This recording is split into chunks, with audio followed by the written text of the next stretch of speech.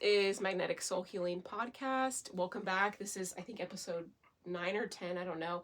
This is going to be about creating a life around your values and love and your authenticity. This is my dear friend, Benzie. We're relatively new friends, but we have developed this unearthing trust and closeness, and I'd like to get closer. We both have a lot of things in our lives, like a lot of people and things that we do, so it's like it's lovely when we get to connect, and it's always like a very beautiful feeling. You know how like sometimes when you're with someone it's just easy to be yourself, and then some people it's just not. So, and I think that you're just a force in my life that has changed a lot of my perspectives. Wow. And you have evidence of, like, I want to say God in your life, and you like having energetic values that you follow, and that like how do I say, an unbounding love for humans regardless. Yeah. And it's like there's so many boggling questions that I have, because there's a lot of friends that you have that I don't personally like, because I'm not telling you to not be friends with them, or please be friends with them, of course. Yeah. But we've just had like interruption in our connection. There's been like a lot of ego in that. Yeah. And so this is Benzie. She has an amazing, interesting, different, very fun, wild life, and I freaking love it. It's I'm like, oh. I feel honored that you have me on, and I really enjoy being your friend, and experiencing your healing magic has been really good for my body and my mind. So thank you. I'm grateful for you. Thank you. I appreciate that a lot. So one of the questions I want to ask that I've been thinking about is like, how do you deal with the complexities of like another human being and like their trauma, and allowing them to be in your life? Well, most interesting people have trauma. Mm-hmm. So it's kind of like, if I want to be around people that are interesting and complex, those are the ones. So it's just like a cost. How do you deal with like trauma dumping, or someone's like trauma? Depends on the person. You know, some people I do like silver line them until they're annoyed and don't want to talk to me about their trauma anymore. Some people I do have the space for it, especially like longer time relationships. I have just some more capacity. And sometimes I feel comfortable saying like, I don't have the space for this right now. So just like knowing what my boundaries are and being clear about them at the time. Yeah. When you say things like that, like, I don't have the space for this right now, do you get rejected a lot, or people come back to you? People usually come back. I think most people want to be around people that they can trust. And when I say things like that, it makes me more trustworthy. Like, they know when I am listening that it's real. Yeah. That's really beautiful. How do you deal with rejection? It's a little doggy here. There's a puppy.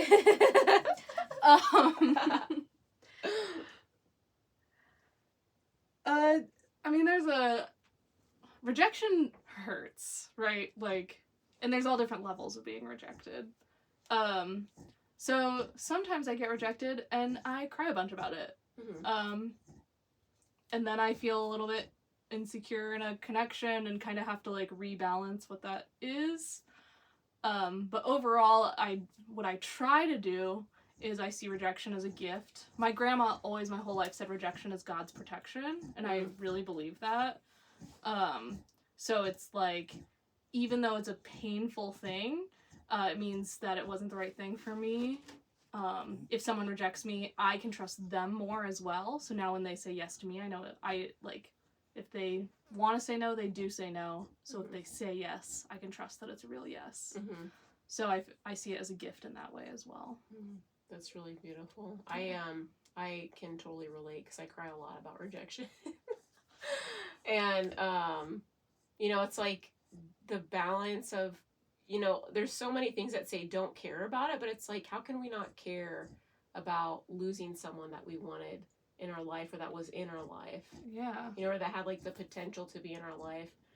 And like with the spiritual aspect that you can turn it to is like just what you said, like your grandmother. It's like rejection is like God's gift. Yeah. And it's so true. And it's like just trusting in that process. So thanks for sharing that. Yeah. But you have an abundant amount of love and people in your life, and I'm just kind of like, how do you do it? Like, how do you have like a husband and like all these friends and all these people that are like loyal to you and dedicated to you? It's not about just loyalty, but that just like do want to like not bow down to you, but that want to be in your life and that do want to make sure that you're safe and comfortable. And I mean, I don't know if that's your perspective. That's my perspective. Yeah, though. yeah. Well, I think there's a lot of factors, but because we're already talking about rejection, I'm like, I build space where I try to empower people to reject me all the time. So I think that draws people who are actually interested in being around me, because if they wanted to reject me, they would, you know? But I do think I'm full of abundant love. I'm not desperate. I am like decently good looking. I'm like young and vibrant. Yes, you are. You know, like I do think I am like a mostly joyous person. So even just within the like societal things, I fall into a bunch of categories that give me opportunity, you know, to be easily liked by people. So. That's really beautiful. So inside your body, like in your emotions and your feelings and your thoughts, you feel like all those things, like abundant. You said you're not desperate. You feel joyful, and it's just you're very magnetic. So it's like you feel that way, and it's just like people come to you. That's really beautiful. Yeah. Sometimes I get rejected, like lots. Yeah. You know. So, but I do. Oh, another factor is because I'm so comfortable with getting rejected, I ask for everything I want. So, and people say yes to a lot more shit than people know. You know, like. Oh, one thing that I was going to ask was, because you said something that you invite people to reject you, like opportunity to reject you. What does that look like? Yeah. Well, first I talk a lot about how much I appreciate rejection and how it makes me trust people. It brings them closer to me. So what I hope when I do that is that when the time comes, someone's not terrified that rejecting me is going to end our friendship. Because I think what a lot of people do is they're like, oh, it's going to mess up everything. And then they don't do it. And then they do stuff they resent. And then it sours everything, you know?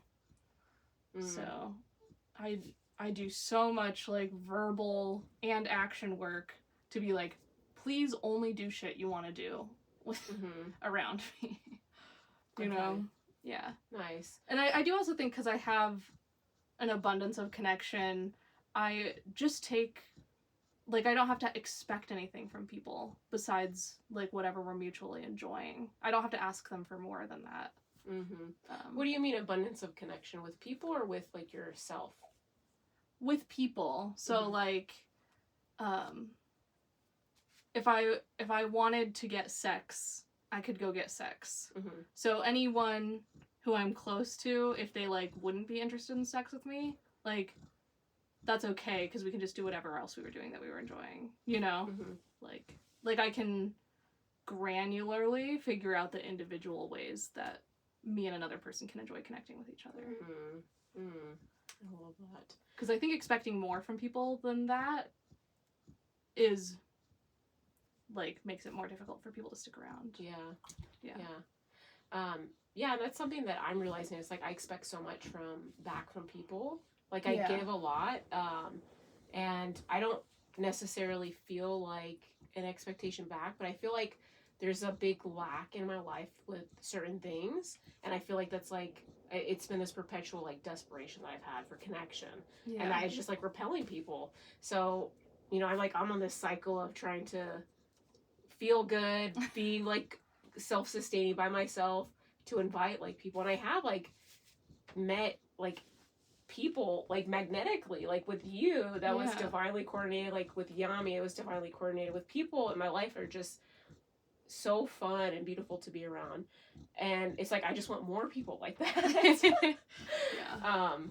So I just love your perspective, and I know I've said that again, but sorry. So I am new. I'm not polyamorous, but I'm not either. Okay. I don't use that term. Okay. But finish your sentence. What's your term? Right now I just say non-monogamous, but I'm not in love with that term either. But nice. You do whatever you want. I just don't believe in controlling people or people controlling me. Like, yeah. I love that. Yeah. So when I did ayahuasca a couple months ago, my third ceremony, there was a lot of visions that I had that I know for a fact are not true, but there were a couple that happened that I'm just kind of like, whoa. And one of them was, I was screaming in my head, I'm polyamorous, I'm polyamorous, I'm polyamorous.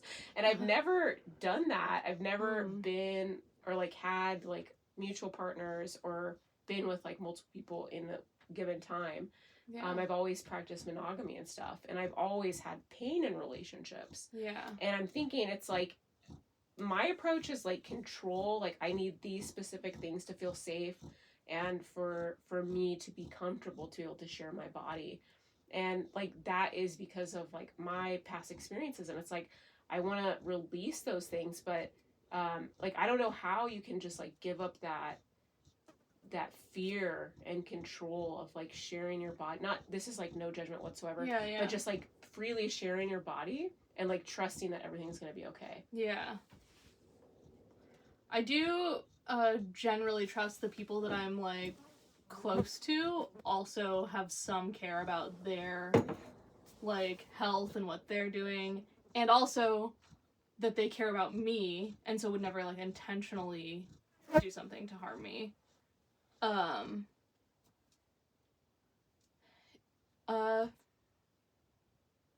Yeah, it doesn't. That's how you feel inside. Yeah, like that's your belief. My default is trust. And it has worked out for a long time, so that's beautiful. Yeah. And for me, like, my relationship style is very little about sex. It's mostly about building deep connection with people, and occasionally that leads to touching each other's bodies. So I love that. Yeah. So how do you build this like foundation of just like building like so much trust and like care between people that you don't have like ties necessarily, or like commitments? I don't know if that's like, I make like agreements and commitments with people, and can be hurt if we agree to something and then they like change their mind without telling me, or even change their mind and tell me. Like that feels like rejection sometimes. It can be painful, but I also think like for me, being in relationships where someone's like putting rules on me is extremely like way more painful than the occasional like disappointment that happens when something doesn't work out. And the other part is when I have been in relationships where people are putting rules on me, and when I've put rules on other people, because I haven't always been exactly the way I am, is it mostly leads to deceit. Is because if you agree on something and there's a genuine agreement that this is the thing we want and value, there's no reason to break that. It doesn't need to be a rule. It's like where both people's hearts are truly at. If it's like, you need to do this for me to love you, people are mostly going to do what they want anyway, and make sure you don't find out. That's my experience and perception. For sure. And that's like a lot of inauthenticity and like a lot of it's a deeper story than that, why people do what they do. There's always like follow like the line of where that started, and it comes back to the beginning of time. But yeah, I don't know, like truth and like authenticity and like reciprocation of just like word is something that's important to me, and I know for a fact that's like what I give to. And I've had so many relationships where I haven't gotten that back, and I stay in those relationships. Yeah. And when, even though I shouldn't, and I know I shouldn't, but I do, and I always end up getting like really, really hurt, like physically, emotionally, whatever. Yeah. And I'm just taking so much of like your perspective and thinking about it, and like kind of like reflecting on my life perspective. And you know, it's like I can be so inspirational and so like whatever and like helpful to people, but there's still like aspects within myself, including everyone else, where it's like we may be seen as like this high-end thing, or not high-end thing, but just like this really positive thing, or all these great things are happening in life. Yeah. But there's some aspects that are still dark within myself. Yeah. Do you feel like you have any like dark aspects about yourself? Totally. Yeah. Yes. Do I feel the compulsion to control people to do what I want? You know, like, yeah, I want the things I want. And sometimes I feel upset that other people don't want to do them, you know? And yeah. And yeah, I feel anger, and I feel violence. Like, I feel all those things. Yeah. You totally feel like the spectrum of like emotions. Yeah. For sure. I like being a human. I'm not trying to like get rid of any part of it. Yeah. Yeah. So you like to experience the full spectrum without like shame and like shame's part of the spectrum. You're like, so with shame too. That's cool. I notice like how vulnerable you are sometimes about like some like, I feel like you've said some really hard truths about yourself in front of me, and I'm just like shocked, and not in a judgmental way, but like out of it's like very charismatic and courageous, like for you to be able to just like admit your truth, be like, hey, you know, I like these things, or I don't like these things, and it can be seen as like socially like, whoa, that's really touchy. Why are you saying that, you know? And it's just, I feel like inspired so much about like more of being my authentic self. And yeah, I just think that you have that way with people. Well, that's part of why I say stuff like that's like so extreme that other people then are like, oh, my worst thing isn't that bad. And then they can be authentic. Yeah. You know? They're like, okay, this is comfortable, this is safe. Yeah. So. Oh.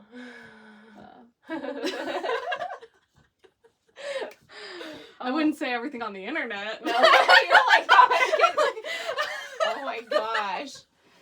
Yeah, the internet's different. Even you could say like the nicest things and people are still gonna freaking tear you up.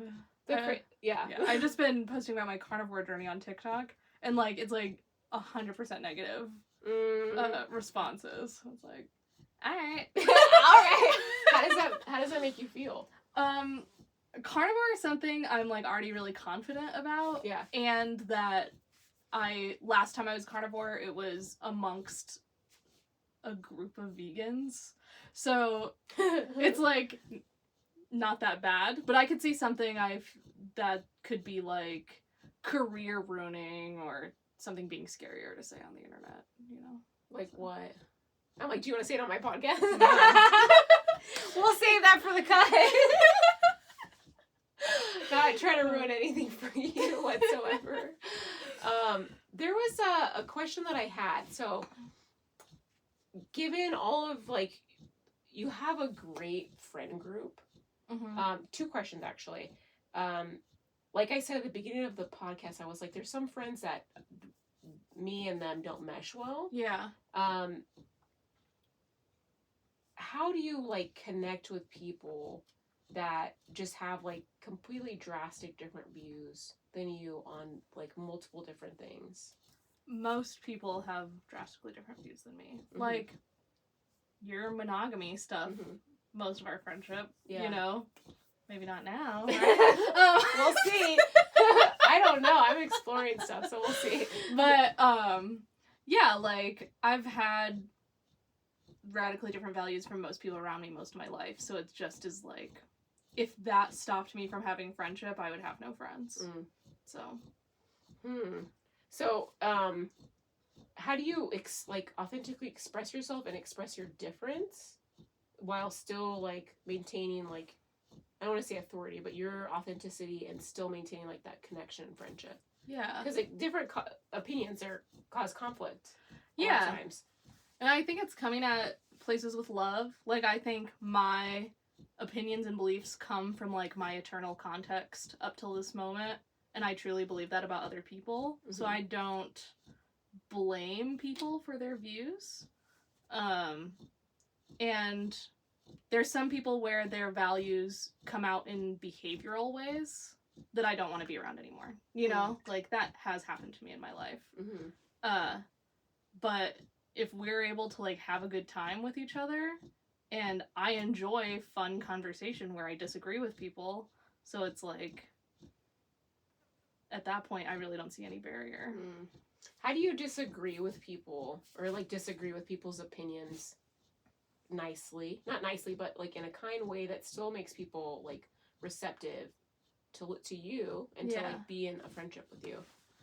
I think, I mean, it's hard to like channel everything I've ever said, but that I just try to like come with my authentic self and don't try to say what they're doing is bad. It's just like, oh yeah, well I see it this way. You know? I like that. Yeah. Yeah. I've had, I mean, I talked to you a little bit before the podcast, we started it here, but I've had like several people come to me and tell me that they didn't like my approach to their response, or like them coming to me and telling me something, and my response being too like spiritual, too guru, to whatever, that it's invalidating to them. And like I'm definitely listening to them and thinking, you know, it's like maybe my approach is controlling, it is like trying to change them. And I think about like the feelings that I have, and I feel a lot of friction when people have like come to me with negative issues. If I'm like, I feel guilty for saying this, but if I'm being paid to help people and to like take care of them, like I still have a little bit of friction with it, but it's a lot easier for me to hold space for someone who is experiencing trauma. And you know, like in my career as a nurse, like I deal with like real like physical really bad trauma, and like that's a completely different situation than, it's similar but it's a little bit different to me. And I mean, I've helped a lot of people, but then I've also experienced like a few times where there was a lot of friction because of just like the heightened emotions and sensitivities to like someone dying and what someone like a family member is going through. But yeah, I'm just thinking about like how like my approach maybe is controlling, but I'm trying to see like how can I still like be myself, and still like invite people, like allow people to share their experience and share like whatever they want to talk about, but still like me being able to like share mine. You know? Yeah, I'm trying to access some of my like most difficult interactions with you. And I do think most of them would be tapped into like feeling like you think you're right about something and maybe have some intention to convince me. And so I could see people like receiving that more difficult than if you were just saying like, oh, this is like myself. You know, it's like a desire for other people to shift to agree with you. A lot of things are going through my mind. I've had like a big emotional roller coaster the past 24 hours, and I'm just dealing with rejection or whatever, and I'm just glad that you're here to hear your perspective, because I trust you and I know that you're like, there's no judgment from you. I love that. The other question I had is like all these people in your life, how would you, not saying this is gonna happen of course, but how would you feel if like everyone left you? I'd be pretty sad, pretty upset. I'm sure I would It would tap into like a lot of abandonment stories I have through my whole life. Like abandonment is probably my most like reoccurring thing that I've dealt with. So it'd probably affect me deeply. Mm-hmm. I guess probably feels even silly. Like for sure. I would Yeah. be affected deeply. I would be in lots of pain. Yeah. And I think I could socially reset. You know, like it wouldn't be forever. Yeah. The pain might be forever. You have like a piece of me Yeah. and my new interactions, but yeah. How do you socially reset after like a rejection? Well, it's easy. The easiest thing is to go be with people who are super reinforcing and want to be around you. Mm-hmm. And then also like I like analyzing where people are coming from, and like not that it's impossible that like I have flaws and faults and have anything to do with why people are rejecting me, but it could be fun to explore like what in their lives and their mind is making me abrasive to them in a way that they don't want to be around me, you know, because I think almost nothing is personal. People are dealing with their own histories and their own feelings about stuff, and sometimes I can be a reflection of that, you know. Yeah, and I'm a big mirror to other people, and I usually. Are you a projector? No, I'm a generator. Oh, okay. But my whole life experience, I've always like responded to people's energy, and it like a lot of times it hasn't been the right way. I'm just like, fuck, how do I deal with this? And I mean, I don't remember what I was gonna say after that, but yeah, I mean, that question was not to like it's possible, you know, everything's possible. But like rejection is something that a lot of us deal with, and there's a lot of people in this world that are alone and that live their life alone, and because of like fear they stay, or they just don't know how to. And like there's something within me that like I don't know how to like voice my needs or voice like say like what I want without fear, you know, because I fear like telling people what I want, because especially in like intimate relationships, because I'm just like, you know, I want to meet your needs, but I don't know how to say my needs, you know. Well, I think it's good to practice in general that like fear does not equal danger. That's something I remind myself of all the time. I feel like it's really important. And also I saw this thing recently that really hit me, and it said fear's deceit is that it has any control over the outcome. And so yeah, we should do a bunch of stuff we're scared of, I think. That is for sure. And I think that one of the things that really helped like me cure my depression was doing things that I was afraid of. And now I'm like whole new level unlocked, and I'm like, fuck, I don't like this level. And it's like about relationships and being vulnerable, and yeah, it's scary. And I mean, if you let fear control you, you can't do anything except for stay in your house and drink tea, and then the water is poison from the government, and the tea bags have microplastics in them. You know, like it's like all these. There's nothing. There's just everything's scary. It's so true. So freaking true. And you know, I have like a new realization that we're so strong as human beings. Like we survive so much, and I feel like society's focus is about how there's so many things taking us down. And it's like there's all these toxins and chemicals and like people trying to hurt us and take us down, but it's like we have so much natural like organic resilience within us. And I think that if we just focus on that and focus on being authentic, this world would be so different. It's so much better. And we're so lucky, like, many generations, if not all, have been being poisoned the whole time by lead or whatever was going on, you know? And we have communication and the internet and access to more information than ever, so we just get to know. You know, like, that we have knowledge of what's in things is, like, so much more powerful than other people have had access to. And so sometimes it feels like there's more things wrong, but I think we actually just, like, get to know about more things Yeah. overall. Yeah, that is for sure. Yeah. I like that perspective a lot. I haven't thought about that. It's true. And it's like, I feel like knowing more is just, it creates a little bit more anxiety and fear. But it Yeah. also, like, it creates empowerment. You're like, oh, I know this, so I have, like, a solid base. But then there's a lot of people who still take it, like, as a fearful. He's like, oh, I can't do that because of that, this and that and that. And people And- like that are going to be like that. Yeah. You know, like, I feel like it's cheesy as hell, but gratitude practice is, like, my number one thing, is going through, like, all the things I'm grateful for, and that, like, I love the stuff I have. I love what I have so much. Mhm. Doesn't mean I never want things, Yeah. but everything I have, I appreciate it. So what is a gratitude list? Can you give some examples? Yeah, lots of connection. I have a beautiful home. I have access to, like, the ideal foods I want to eat.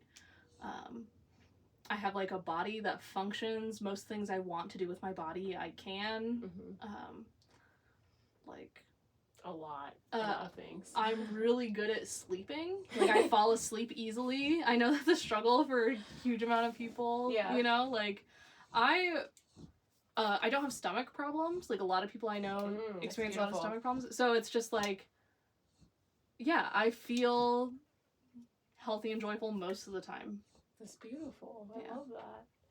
That's nice. And it's true. It's like, that's something I talk about too. It's like on my YouTube channel, like with people, it's like, if we can focus on like what is working, like it improves like health issues that we're having. And some people may not understand that because they're so like focused on, oh, like my stomach hurts or this or that, you know? But gratitude is like, it's not cheesy at all. It's something that does like help expand on more things. Yeah. Uh, It's cheesy because it is it. Yeah. Right? Like, That's what it is. Yeah. Yeah. I'm gonna open my But drink. I do definitely have grace for, like, other situations, though. Like, I got food poisoning in October, which is just, like, a blimp of moment in time, but I was in so much physical pain, like, I couldn't care about anyone else's experience. I did not have access to my gratitude. Yeah. You know, I was just in, like, intense pain, and that's the only thing my brain was experiencing, was just, like, fuck. You know? So, yeah. so I do want to just acknowledge, like an amount of, like, privilege. Like, I'm in a pretty good situation. It's easy for me to be like, yeah. And I think that too about rejection stuff. It's like, yeah, it's so easy for me to be rejected because I mostly get what I want in life. You know, somebody who's already, like, doesn't have access to the things they need, of course rejection is more painful. Rejection could mean not getting to eat, or like, literally, you know? So I don't want to dismiss, like, my message or whatever, if I even have one, is for people who, like, have as much access as I have and aren't appreciating it. Yeah. Which is true, because there's people who have millions of dollars and they have, like, dream house, car, and all these things. They have relationships that are amazing, but then they're so miserable inside. Yeah. And, but yes, it is definitely difficult when you're not in a place with access and, of imagination or something. And I think that's just, like, the gift of being human, is, like, you can take yourself from, like, one really shitty spot to a really beautiful spot with just, like, your mind and your beliefs. Yeah. And yeah, that's beautiful that you're in, like, an abundant place, and that you recognize that, and that you, like, kind of contribute that with more gratitude. Yeah. So something I wanted to ask you, how is it comfortable for you to receive, like, love and just be, like, okay with, like, another human being and love? Does that make any sense? It makes sense, and it's hard to answer because, like, it feels so easy. Like, it's hard for me to be like, here's my steps to feeling comfortable in love. Like, I feel I deserve love. So when I get it, it's cool. You're like I do sometimes I do get like comments or things from people, and I'm surprised that people like me that much, you know. But I still feel capable of receiving it. It's just like, it's like, oh, I didn't know you felt that way about me, you know. What do you mean comments? Like somebody asked me to officiate their wedding recently. Okay. And it was like, oh, I didn't realize I was that important to you. Yeah. You know? Or even like you asked me to come on the podcast, and it was like, oh, I didn't know I was cool enough to come on this podcast. You know, like stuff like that. Yeah. You know? Like, I'm regularly surprised by how people expressing that they like feel close to me. That's beautiful. And I mean, my perception is like you love getting that, but it's not something that you need. Oh, I need it. I definitely need it. Okay. Yeah, I'm a human. Yeah. I love positive reinforcement. That's you know? beautiful. Yeah. Some confusing things going on within me right now. I don't know how to express. And I go through times in my day, and like a lot of times when I haven't talked to someone for a while, I could be like, well, they don't like me anymore, you know, and I try to just be like, good thing I have abundance, you know, but it still hurts. Like, I still feel sad. Yeah. Yeah. So when I'm feeling that way, and then somebody's like, oh, here's a reminder that I like you or I love you. Yeah. It's like, oh, okay, cool. Yeah, that's so nice. Yeah, I got a phone call from someone this morning that was a fan and requested to talk with me on my website, and he called me and told me, he's like, I just want you to know, no matter what people say about you, he's like, you're amazing, and you're so loving, you're so authentic, and it was just like such a nice positive review, and I was like, thank you. It was really nice, and like a nice confirmation that you know, from God to me, you know, it's like that everything's okay and that I'm not doing things wrong. I don't have bad intentions, and even though some people think I do, but yeah. Well, and I do think like there's a huge difference between feedback of like, I'm not enjoying this, I don't like this, I don't like being in the space with you, I don't like you, like things like that are totally different than like hatred or name calling or mean things. Yeah. Like, to me, I don't receive any of that as feedback. To me, that is a reflection of the pain someone is in. Yeah. Because people who are not in pain, they can communicate that they're struggling with a connection with me without being mean to me. Yeah. And that is definitely my way. But it's like, also, I have difficulty connecting with people because I'm not sure how to connect with people, especially like, it's something that I experience a lot, and it's like energetically, why do I have had this energy like my whole life is when people come to me with like problems and issues and negative things, and it's like been like a whole life thing where I'm just, you know, people come to me and I'm just like, how can I help? How can we solve this? But it's like, not everyone wants that. Like, some people just want to be heard, but honestly, it's like, I don't want to fucking hear that all the time. Yeah. And, just like growing my capacity to hold things for humans, or maybe it's just like I'm not in my tribe, or everyone really is our tribe in higher consciousness. Yeah. But we're on like a plane of a lot of low vibrations of being human. I do think like no matter if you changed nothing except that you're your authentic self all the time, the people who vibe with your authentic self the most will be in your life. Yeah. And the people who don't won't. Yeah. You know, like, try being like, how do I do it? It's like, be yourself. Yeah. I think I know how to be myself, but then there's times where I'm just like, I'm not really sure. Yeah. Because of a lot of different things. On my recent ayahuasca journey, the big message I got was that everything will be unlocked when you stop trying to please man and only try to please God. And it still feels like really true inside of me. Not that I'm impervious to judgment, but I do think that is a weaker part of me, and my highest self is like, it only matters about my connection with God. you know, so. I love that. What do you mean of the weaker part of you? Like you're... The part of me that feels halted by judgment. Like, Okay. being afraid of being cringe or being afraid of doing things that are unpleasant. You know, anytime I make myself smaller in order to be a more, like, pleasing to someone else's presence. Mm-hmm. Yeah. Yeah. In, like, the realm of community, because you have your house, and a lot of people go to your house. Mm-hmm. And you've lived in a lot of, like, from my understanding, like, a lot of shared community things.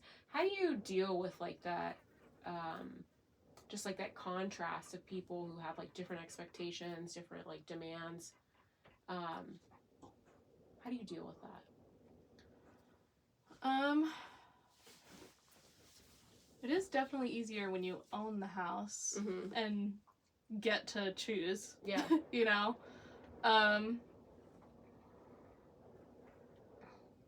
Yeah, it's another one of those things where I'm like, you just deal with it. I don't know. Yeah. I consider myself, like, pretty resilient Mm-hmm. person. And I would prefer to be around people that I like. I'd rather be alone than with people that suck, you know? But Yeah. I'd rather be with people that I like than be alone. And for me, like, a dirty kitchen isn't a big enough barrier to upset that. So, what do you mean by dirty kitchen? I guess, like, built up dishes or some mold on food in the fridge. So, and this is like you're in your home and people are contributing to these happening. Oh, in my home? Yeah. No.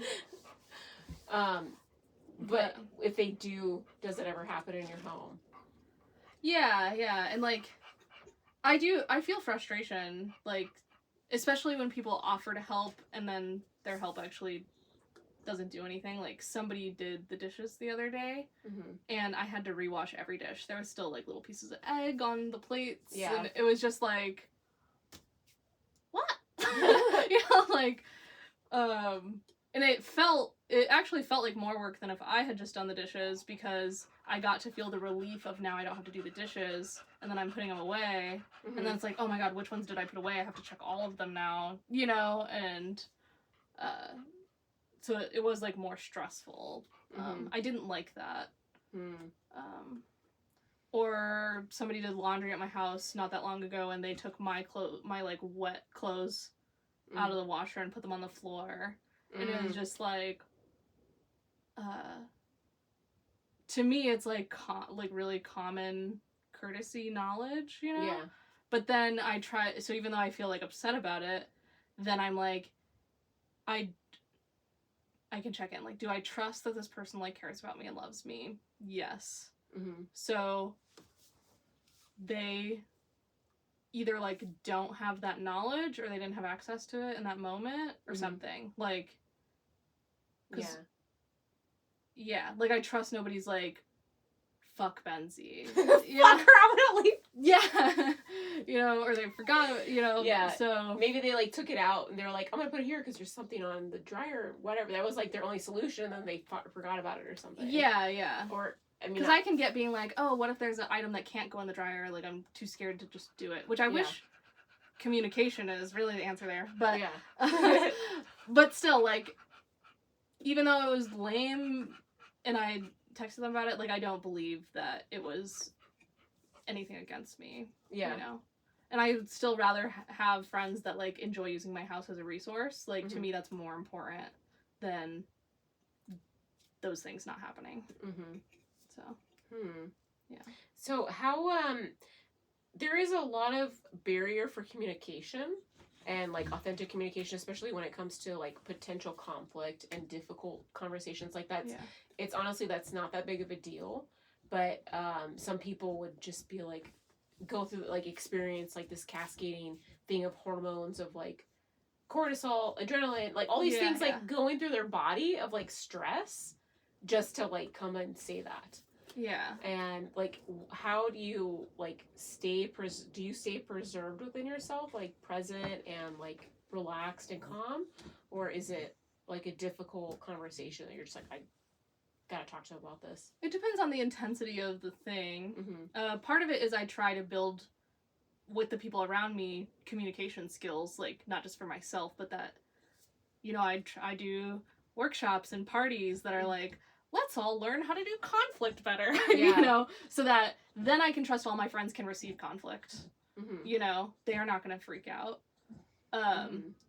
I experience intense emotions, and sometimes that comes out in like crying or screaming, or like throwing things on the floor if I need to. You know, like I love to throw a pen on the floor real hard. You know? Just a pen. Yeah, but I do that like in my own private release. Yeah. And then I can speak to someone. Mm-hmm. And still be like present and still be like, I'm really hurt or I'm really angry, but not be like punishing to the person. Yeah. Yeah. Interesting. Yeah. That's I like I love that. I love how much you honor yourself, and that you still like focus on connection and like the greater good. And that's like what I'm trying to learn, you know? Yeah. I don't think, you know, I don't have bad intentions, and there's a lot of people who still, like, some people, not very many, but will be like, oh, you know, this or that, especially when it comes to like coming in space. Yeah. That's like not yours.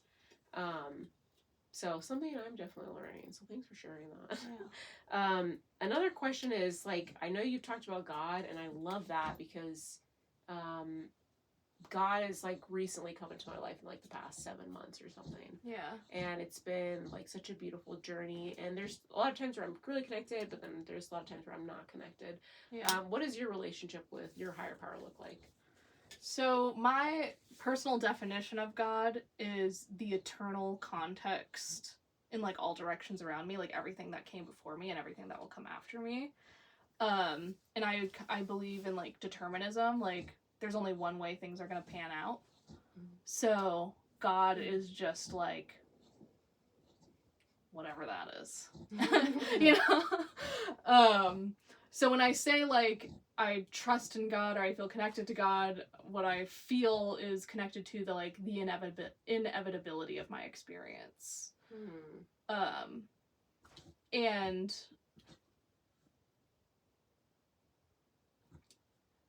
yeah, I find that comforting, you know. When I think like things like God cares about me or God loves me, I think of it in a way of like,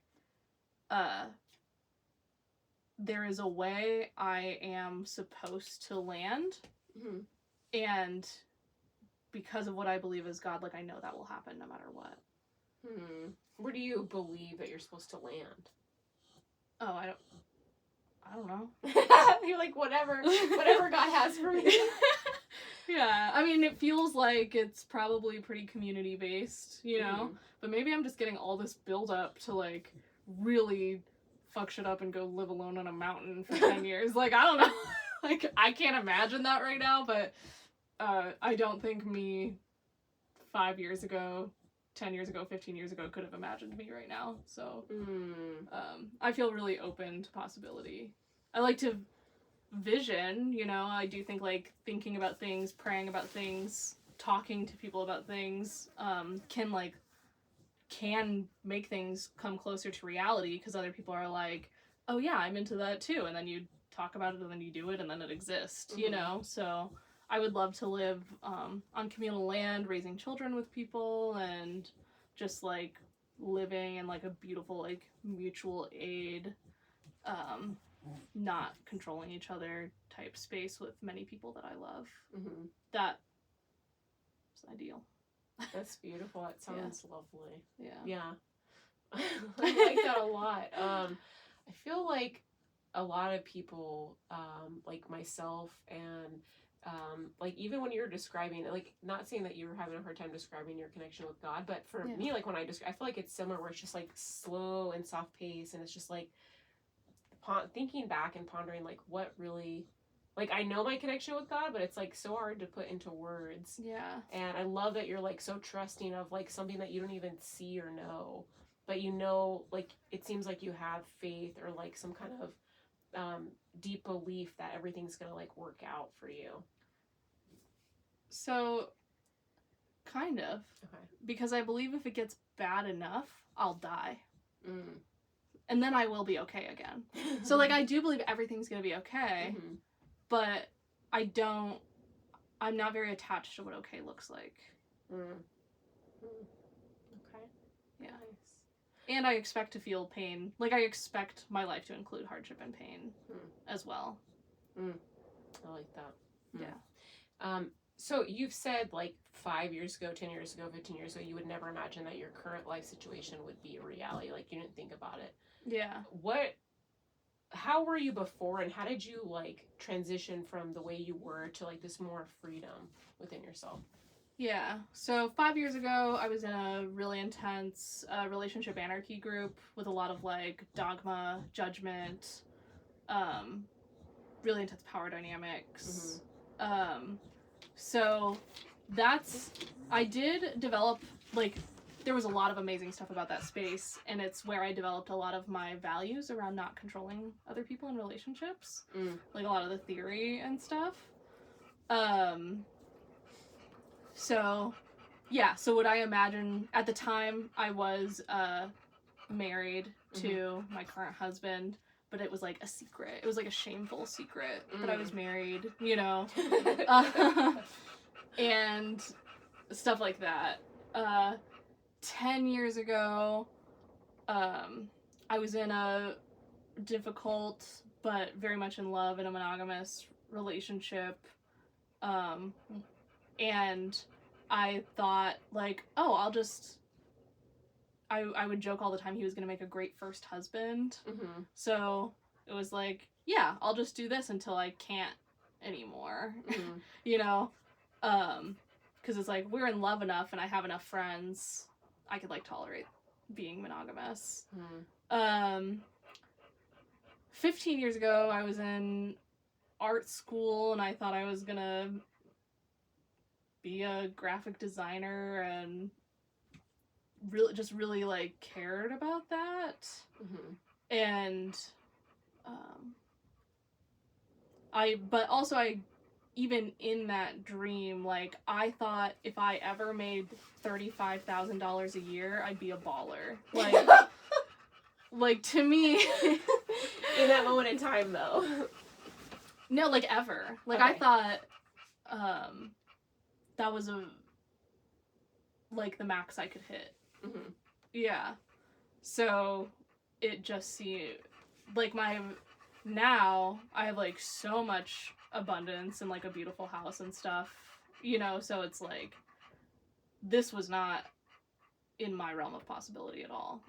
So wow. How did you go from like those realms of like impossibility to like different possibilities, like things that you didn't imagine like are happening? How did you like being so open to people? Oh, also 15 years ago I was a libertarian, so that was pretty different than now. But I don't know what a libertarian is. What is that? All kinds of stuff. But yeah, I think just always being like open to people and opportunity, and kind of being like a little bit of a feather in the wind person who's still my true self. Like, people reveal themselves to me and I'm like, oh, I like that. Oh, I don't like that. You know, like, I do actually think like a big part of non-monogamy is I get to be exposed to like deep emotional intimacy with many people and get to hear lots of ideas that people don't just share randomly.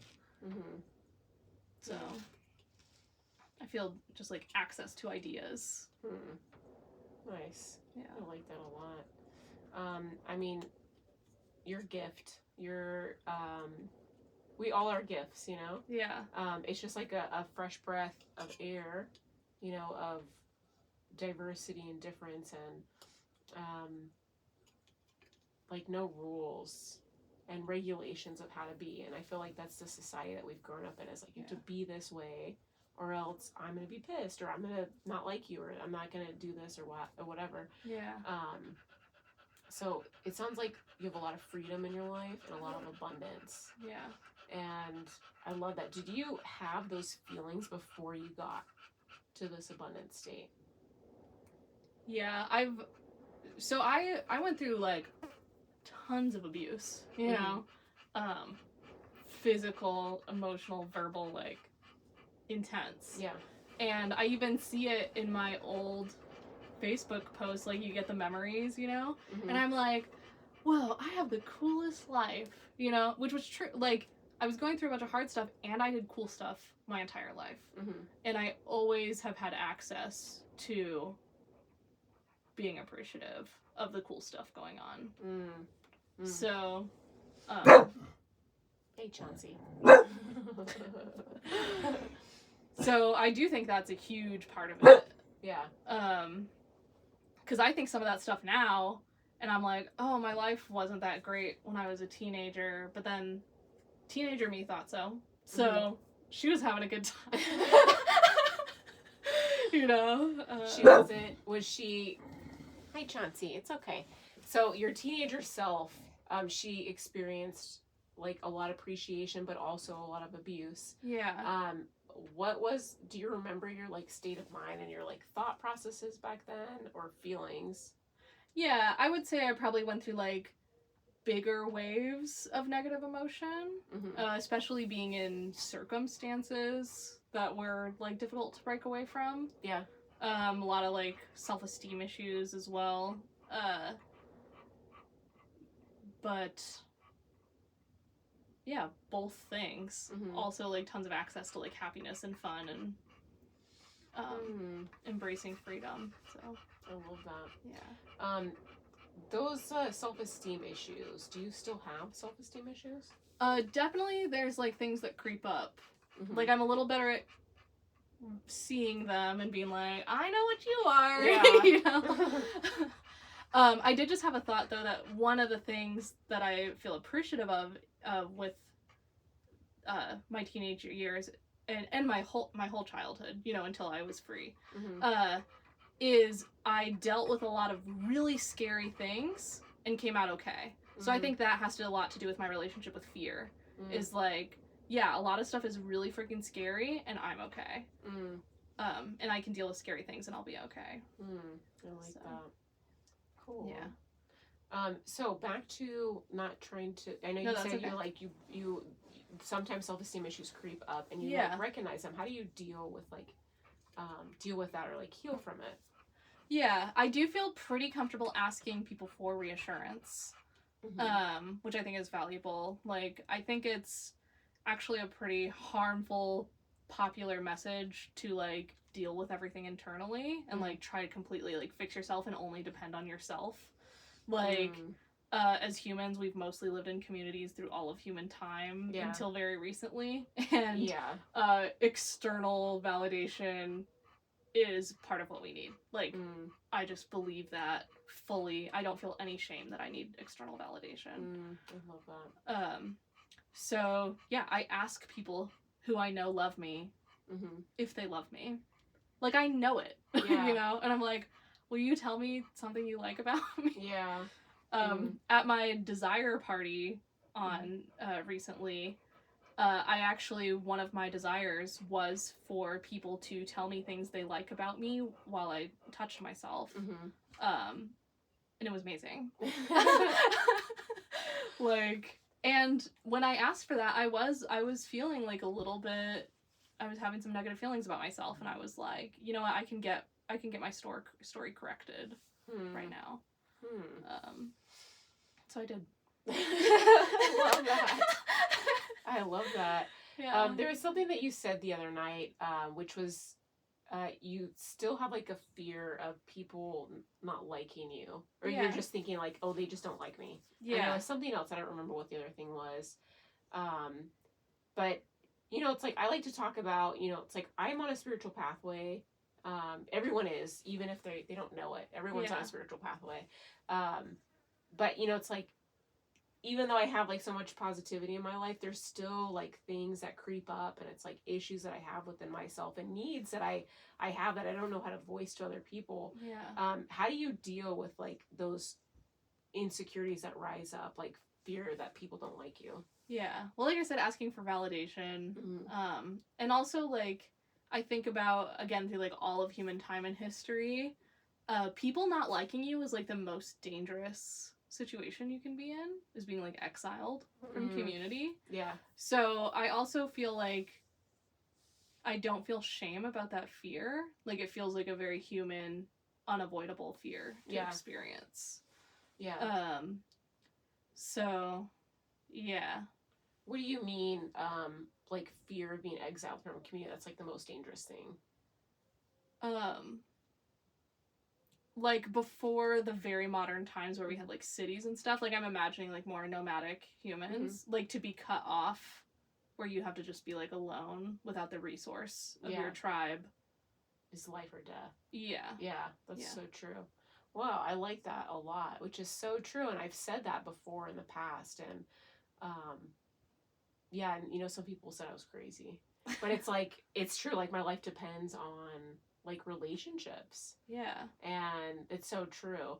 So like some takeaways that I'm getting from you is expressing your needs without, you know, like even through fear though. Yeah. Expressing your needs. Because it's scary. Yeah. Go through fear, still do things that you're afraid of.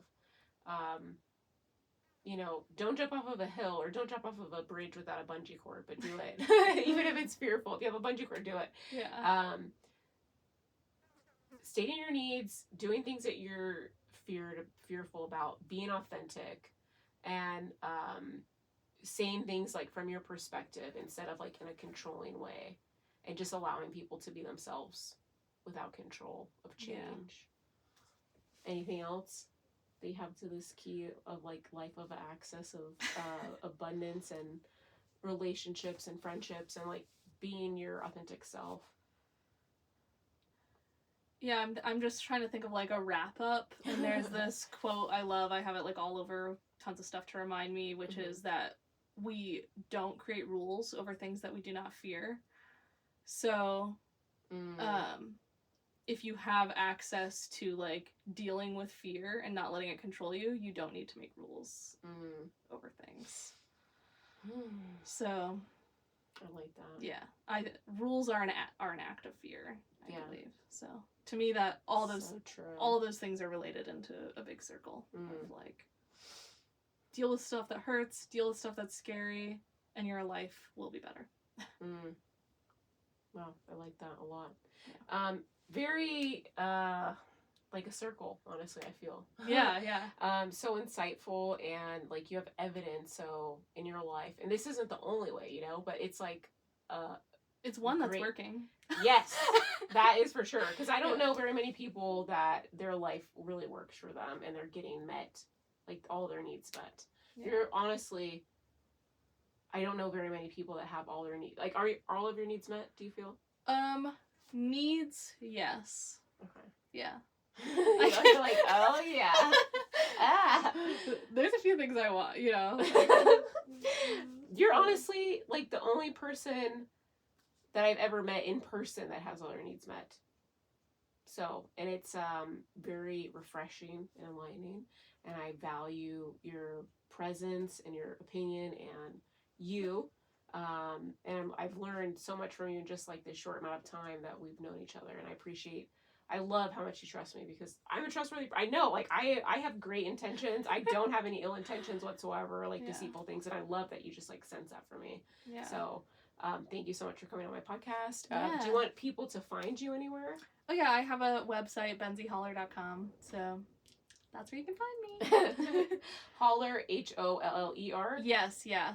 Okay. What does your website contain? I'm always updating it, but right now it mostly has web development stuff, but I'm planning to do some updates to it. Okay. Also, if you go to queerjoy.com, that leads to my Instagram. So, Queer Joy. And there's lots of queer joy going on. That is all for this episode. Thank you guys so much for watching in, and thank you for being here so much. Thank you for all you bring.